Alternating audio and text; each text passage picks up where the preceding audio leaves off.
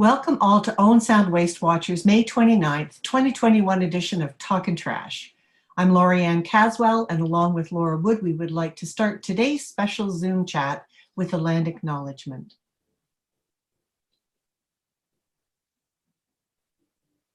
We want to acknowledge the traditional territory of the Anishinaabe Nation, the people of the Three Fires, known as Ojibwe, Odawa, and Potawatomi nations.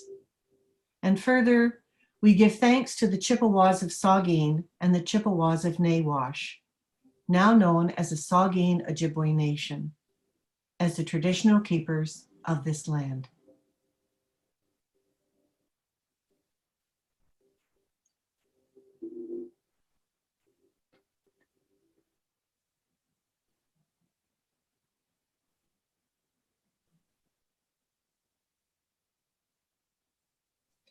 Today we have a very special guest whom I'm thrilled can join us. But first, we'll zip through a few little newsy tidbits. First of all, I'd like to thank all the volunteers for picking up litter this year so far, sending us your items, the counts that you've had, dropping off butts for recycling. And despite a pandemic and the need to follow public health protocols, we've continued to safely and responsibly pick up litter individually. And soon we hope we'll be able to do this in group events. Not yet, down the road. We haven't tallied the count for this week's Apart and Together pickup event, but we can update you on our grand total going into this. Since we started this Owen Sound group in the fall of 2018, we've picked up 197,790 items, and 89% of those have been recycled. That includes all the cigarette waste shipped to TerraCycle in Fergus, Ontario. Our target for this year is to reach a grand total of 250,000 items. It's a lofty goal, but we're confident our volunteers are up for the challenge.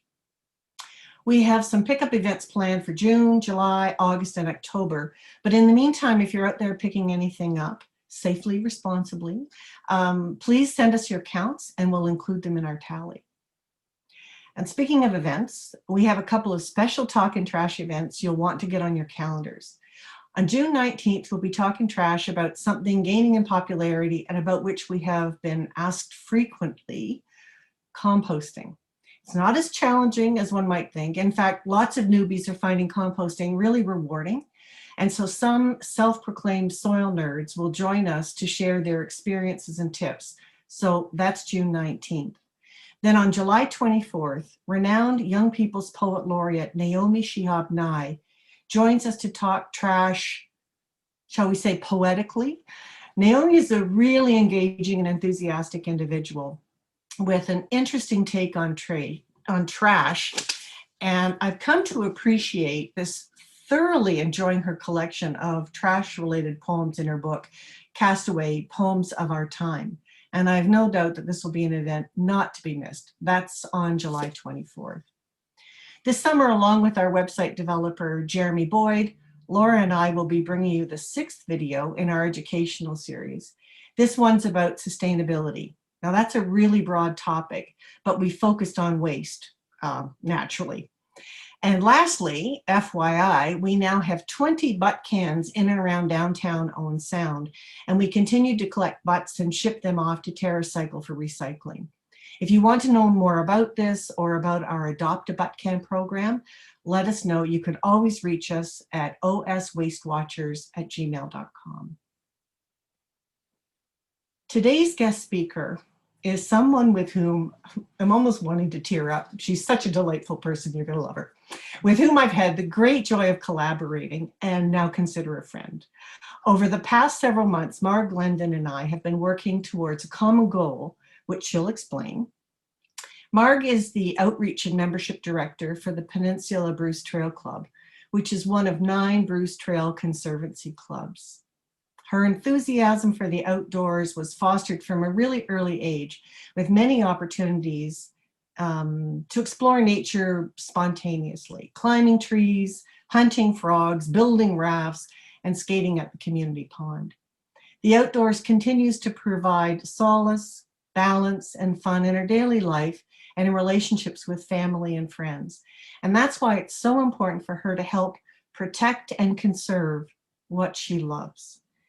As the Peninsula Bruce Trail Club trail captain, Marg and her husband Owen maintained the last 7 kilometers of the Bruce Trail near Tobermory. With the increase in trail use and tourism, she's been compelled to learn more about and how to educate and motivate trail visitors to use leave no trace principles when using the trail. So in collaboration with community partners such as Owen Sound Waste Watchers, Keep the Bruce Clean and Green, Bruce Peninsula National Park, and Ontario Parks, Marg says she hopes to learn about litter that accumulates at trail access points and on the Bruce Trail itself. And so Marg joins us today to share her story, about her experiences, about protecting and conserving, and about the initiative that's connected her with Owen Sound Waste Watchers. So welcome, Marg, and over to you. Don't forget to unmute. So I'd like to start, first of all, by saying thank you to Lori and Laura for inviting me today, and to all of the Owen Sound Waste Watchers for showing an interest in learning more about the Bruce Trail, the Peninsula Bruce Trail Club, and about our Keep the Bruce Trail Clean and Green litter project that we've are ready to embark upon. So I've included a map for those of you who aren't Bruce Trail users. You'll be able to see that our section starts here in Wyerton and winds its way along the east coast of the Saugeen Peninsula and finishes in Tobermory, which is actually the northern terminus of the entire Bruce Trail. This is a second acknowledgement to acknowledge the Anishinaabe Nation, the people of the 3 fires known as Ojibwe, Odawa, and Potawatomi nations, and further give thanks to the Chippewas of Saugeen and the Chippewas of Nawash, now known as the Saugeen Ojibwe Nation, San, as the traditional keepers of this land. The Bruce Trail Conservancy has, as Lorianne mentioned, has 9 Bruce Trail clubs, and each of our clubs uses the values of commitment, integrity, stewardship, collaboration, and respect to inform the vision of the Bruce Trail Conservancy, which is to secure a Bruce Trail which is permanently protected within a natural corridor along the escarpment, and with the mission of preserving a whole ribbon of wilderness for everyone forever. Can you everyone see that and hear me this time? Yes, that's perfect. Thank you. Sorry about that. So again, I'll just go through the screens. For those of you who aren't familiar with the trail, you'll see that the trail itself goes along the east coast of the Saugeen Peninsula, starting in Wyerton and winding its way up along the coast to Tobermory, which is the northern terminus of the entire trail. I'll respectfully won't repeat the acknowledgement or the Bruce Trail Conservancy mission, vision, and values. But I'll start here, and with the acknowledgement that the Bruce Trail Conservancy is not, a lot of people think of this as a government agency. We're not a government agency. We're not just a hiking club or a trail. We're actually a land trust that also has a second mandate of maintaining a public footpath within that corridor, conservation corridor along the peninsula. Robert Bateman was one of the original founders of the Bruce Trail, and I think he has inspired me with one of his quotes that he's shared with the Bruce Trail and allowed us to use. It's called, "The escarpment is a gift that we have been given by nature, a treasure. Each and every one of us bears part of the responsibility of ensuring the Niagara Escarpment and the Bruce Trail are kept safe and well for all time, for all people." The Peninsula Bruce Trail Club is one of 9 clubs that belong to the Bruce Trail Conservancy. Our section of the trail from Wyerton to Tobermory has 165 kilometers of main trail, 95 kilometers of side trails, and we collaborate with conservancy parks and private landowners to maintain the trail and the properties that we own and share with the Conservancy. We have 900 members that belong to our club alone, and all of the work on the peninsula is done by volunteers. So we have 20 volunteer board members, 43 volunteer land stewards that look after property that the Conservancy owns on the peninsula. And we have over 90 trail captains who are assigned sections of the trail to maintain with their trail captains and trail maintenance teams. We have what we call a stew crew, which is a stewardship crew, and they go out on a regular basis every week to check on property that's owned by the Bruce Trail Conservancy to look for any illegal use of the trail, to check for invasive species, and to record any species at risk that might be on the property. And here's an example of our very own club working with the Sportsmen's Association, another example of a collaboration with another club. So the Sportsmen's Association worked with the Peninsula Club to build and install boot brush installations at Barrow Bay Nature Reserve, which is very close to Lion's Head. And we know that the trail itself is a vector for invasive species. So before and after you walk on the trail, you can use the boot brush to help reduce the possibility of allowing invasive species to travel on the trail. And the picture on the right is one that I took when I was at Lion's Head hiking recently, and probably you're familiar with some of the iconic photographs taken from the trail to show the limestone cliffs and overhanging points at a lot of the locations. I won't review and read all of these aspects of the Bruce Trail Users Code, but if you're not a hiker, please take a minute to review the aspects of the code, and you'll find that a lot of the points are similar to what you might find that you're doing already in your work with Owen Sound Waste Watchers.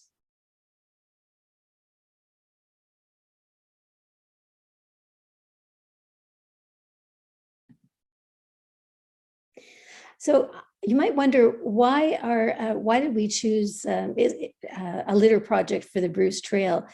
A lot of people think that there's no litter on the Bruce Trail, and anecdotally, I would say that that's when you're hiking in the midst of the trail. I actually haven't seen a lot of it, maybe incidental or accidental litter that I've picked up along the way, but it occurs at the trail access points, and we've seen an increase in trail access use. We've seen an increase in the amount and type of litter that accumulates at the access points. And another interesting influencing factor is that there's a broader use of social media for people to determine their visitation destination, meaning people often are choosing to come for the Instagrammable moment rather than for a long hike on the Bruce Trail. So social media is influencing the use of the Bruce Trail and the access points to those beautiful locations that we think of with the Bruce Trail. We also saw an increase in illegal campfires. And one positive influencer is the increase in messages about the benefits of outdoor exercise. So people could gather outdoors during the last year. So that increased the desire to get out on the trail because you weren't supposed to be meeting indoors. So you meet outside for a hike on the trail. And so in a positive way, I think that will have a long-lasting effect on individuals and families and friends experiencing the outdoors. There are other factors that made this the right time to start a litter project. And one of them is the municipality of Northern Bruce Peninsula has developed a sustainable tourism advisory group. And that's a group that is comprised of the Chamber of Commerce, the Regional Tourism Office, both parks, provincial and national, and also stakeholders like ourselves, the Bruce Trail Conservancy and our local club, to look at messaging and overcrowding issues, and basically looking at how people are coming and how they're prepared before they get here, as well as what do you do when someone arrives and they can't get into the destination that they wanted to. So that's one influencer. Another is a few years ago, probably about 3 years ago, the Peninsula Manifesto was created, and it wasn't broadly used, but it's quite impactful when you have a chance to review it. It's being revised, and there's going to be a Bruce Peninsula pledge that visitors will be asked to review and to sign and to make a commitment to when they visit the peninsula. Also, this whole aspect of the advisory group, the manifesto, has led to better collaboration and consistent local stewardship messages. And surprisingly, this year, several of us have been able to get funding from Canada's student grants applications and been able to hire trail ambassadors that are going to be able to be right on the trail, providing stewardship and wayfinding education. And that'll be a big help to managing litter and maintaining proper trail use and avoiding having people get lost because they don't know how to find their way. But we do need to have some data to support our anecdotal observations of litter accumulation. So that's another reason why we decided to launch the litter project. So here's the litter impacts the natural spaces, and I have a couple of examples that our ecologists provided to us. So you'll recognize the Massasauga rattler on the right-hand side, and this is, I think Brian told me, I'm not an ecologist, but I think he told me this was a ragwort on the left-hand side, and both are species in need of protection. And so we know that litter impacts wildlife, often proving fatal. And there are some studies that actually show that cigarette butts that are found near plant growth stunts the growth of the plant. So we know that it does have an impact.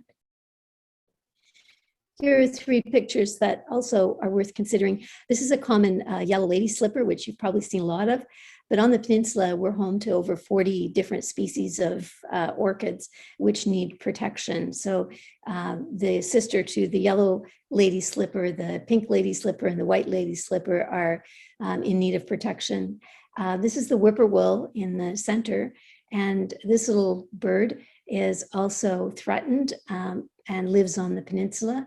And then the picture on the right might look common to you, but in our area, the karst features are worth considering when we think about litter, because the porosity of the rock, the crevices, that will allow some of the toxins from the litter to be able to leach into the underground water system. And often that will be carried for kilometers and deposited into rivers and streams that are nearby. So the other aspect of that is that there are in the cliffs of the peninsula, there are ancient cedars that grow there. There are minuscule snails that actually have just been found recently that live on the cliff. And we know that they would be impacted as well, even though they seem like they may be removed from a parking lot debris.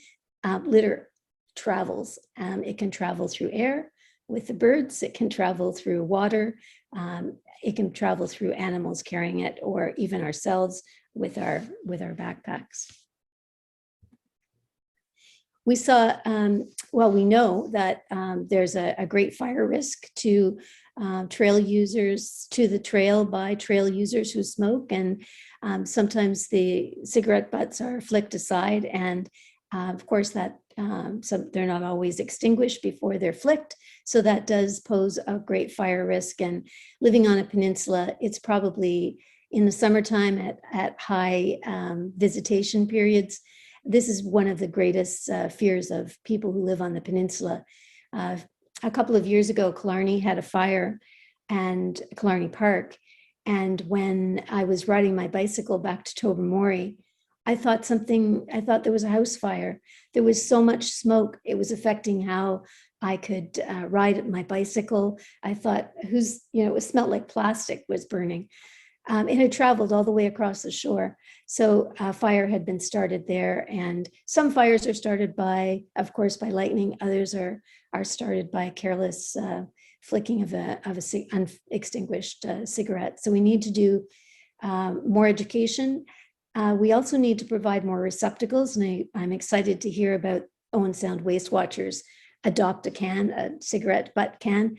At the parks, there's no place for smokers to put their butts. And so I'm interested in knowing how we tackle that. At the end of the summer, maybe we'll have some ideas, but right now, if you're a smoker, there's nothing you can do but put your butt into a garbage can, which could be a fire hazard, but it also, of course, goes into the landfill anyway.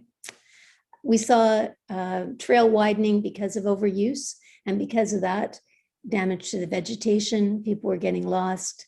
We need to be able to provide wayfinding information and orientation for new trail users. This is not just for the Bruce Trail. This is worldwide. This issue of litter in natural spaces and the issue of first-time users using natural spaces.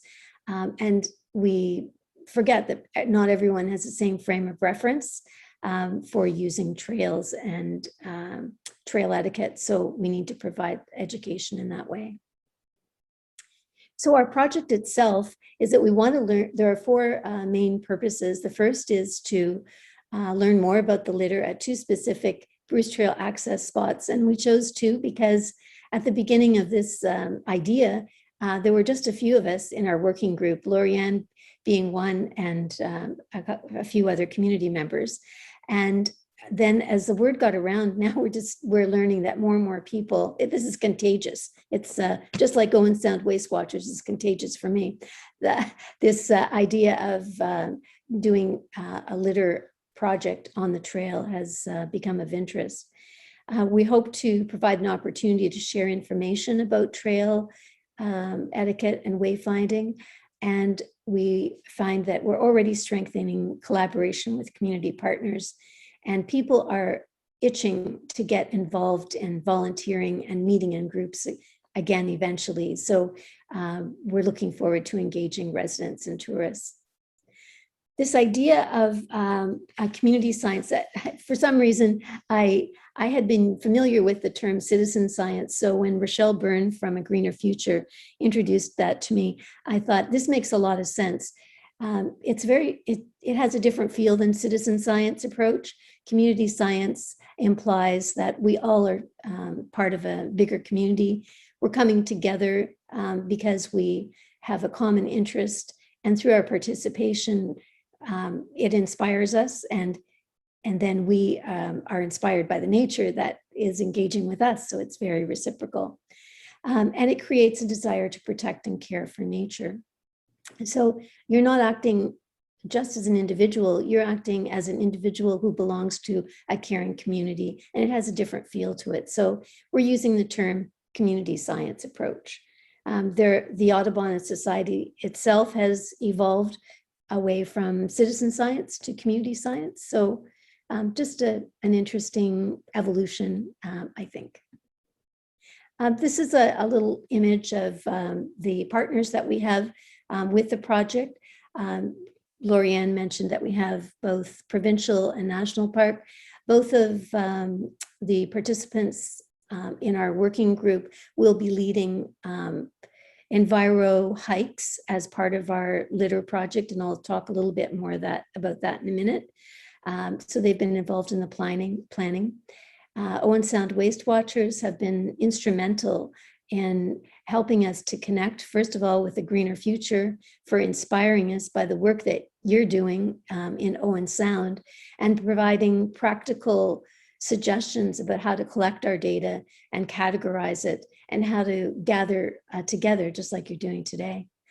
Keep the Bruce Clean and Green is a waste reduction and litter management volunteer group, and they're here in Tobermory and work in similar ways as Owen Sound Waste Watchers. Peninsula Club and Bruce Trail Conservancy, and the municipality has been fantastically supportive. They've offered us the permission to conduct the litter pickups at the 2 locations. And they've also offered to take away the litter that we've collected if it's not what we can do ourselves. And they've also recently been agreed to provide parking passes, because in a lot of the hot spots on the Bruce Trail, and one of the strategies to control that over the parking issue is that they've started to charge for parking, which is not inexpensive. It's about $5 an hour with a maximum of 3 hours or $30 a day. So the municipality has given us a few parking passes, which has been generous, and a greener future, which you're, I believe, familiar with. All of this contribute towards maintaining a clean trail and improving the knowledge about trail use. We have 2 locations that we're going to focus on primarily. This is the Little Cove location, and I don't know if anyone's familiar with it, but it's near the northern tip of our section. Rocky Beach, very well populated in the summer. Most people, I would say, go there to have a picnic and go swimming rather than use the trail. But the trail does run along here, just behind the rocky shore, and then it goes up along the shore through the trees here. And so there's quite a bit of, like I said, anecdotally, a lot of trash that collects along the shore here. And we have a lot of combined water waste that comes in. Last year, we found cases of plastic water bottles, maybe had fallen off a boat somewhere and had been washed ashore. And this week I found a few balloons, birthday balloons that were already on the shore. This is McCurdy parking lot. And this is the entrance to the Bruce Trail from McCurdy parking lot. And neither of these locations has any kind of signage that tells you what to do with litter and that it's your responsibility. So something to think about for us. There's signs about what the Bruce Trail is and signs about what the trail blazes mean, although people don't seem to read those signs and know what they mean. But there's nothing about litter, and certainly no cigarette butt receptacles at all. So the project components include volunteer training, very similar to what you would do with Owen Sound Waste Watchers around safe pickup practices and about data collection and entry. We had planned on doing 4 group events, monthly events, June, July, August, and September. But as with everybody, we had to adapt. And so currently we're doing individual litter pickups for the month of June and the first couple of weeks of July. When we get into July, there'll be 1 monthly pickup, and hopefully August and September. And there's two aspects to that. We'll have 1 small group that will be working in the parking lot and the section of adjacent trail. And then the other small group is going to be working farther down the trail, and that will be what I call an enviro hike. And that will be led by a park interpreter. The reason for doing that is we want to be able to provide an opportunity for people to learn more about the unique and fragile ecosystem here. It's, picking up litter is important and it cleans the trail, but unless you understand the impact of picking up the litter, it's difficult for you to make it important for you in your regular trail use or in your daily life. So the interpretation, I'm hoping, will be able to incorporate an understanding of the ecosystem and also be picking up litter along the way. So there'll be 2 aspects to that small group. And I'm looking forward to hearing more about that. I think it's probably one of the first times that's been tried, and the park interpreters are very excited about getting on the trail to do that. And we'll have Trash Talk Cafe after the in-person sessions, and we'll have a litter ambassador that will do virtual gatherings after the individual pickups until we can meet in person. And A Greener Future will be responsible for receiving all of the data that will be inputted, and they'll be also responsible for providing the analysis in different aspects by location, type. You can have your own individual volunteer profile to see how much you've picked, the economic and environmental impacts as well. So I'm glad they're doing that because I sure don't know how to do it. So I'll just go back to make sure I didn't miss anything. Yes, here we are. The role of the litter volunteer and the ambassador. So as a litter volunteer, you would register and train with A Greener Future for our projects at Little Cove and Lion's Head. It doesn't mean you can't pick up litter there at all, but if we want to make the data comprehensive, we'd appreciate any volunteers being registered and trained by Greener Future so that all of our data is collected in one spot and analyzed accordingly. So your role as a volunteers would be to pick up litter, categorize it, and submit the data directly to A Greener Future, which is done online. So we'll do individual pickups until the middle of July, and then hopefully the small group pickup events in July, August, and September at both locations on the same weekends. The litter ambassador, which Lorianne and myself and Mara, who's a Bruce Trail ecologist, are ambassadors for this project. Each of us will have different roles according to our skills and our location. So there are three main roles: to provide details about the location, equipment, and organize team meetings is one role. Provide problem solving regarding data submission and recording is another role. And then a final role is to organize volunteer team meetings. So I'd like to close now with a comment and a quote, of course. So the growing interest in nature-based tourism and tourists seeking access to natural spaces will create even more stress on our fragile ecosystems. Communities dependent on tourism need to be able to communicate about responsible recreation, which includes personal attention to pack it in and pack it out, whether it's a picnic or whether you're going on a longer hike. Picking up litter will keep the trail clean, and it will model caring for the environment. Our enviro hikes and displays and informal interactions with the trail users leads to increased understanding. And what you understand, you love. And what you love leads to a desire to protect. And I think Satish Kumar, who is a British environmentalist and ecologist, has summed it up better than anyone. We have to shift our attention from ownership to nature to relationship with nature. And I think your images are covering here, but the moment you change from ownership to relationship creates a sense of sacred. And so I think that sums it up. That's how I feel about being in nature. I feel passionate about wanting to take care of it.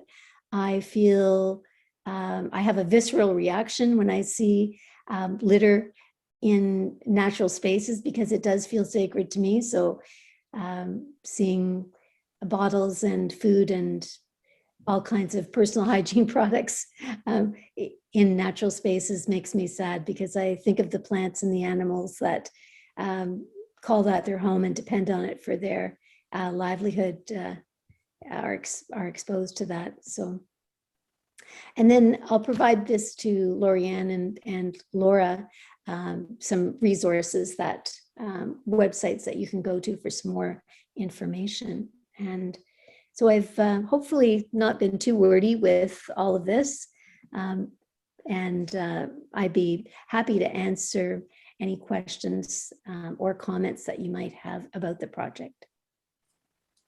Well, first of all, thank you so much. We really appreciate it. And I can certainly tell you that Owen Sound Waste Watchers is absolutely delighted to be working with you and with those other like-minded souls on this initiative. So Marg, thank you so much. We really appreciate it. A lot of information, educational and inspirational. And so thank you very much. You're welcome.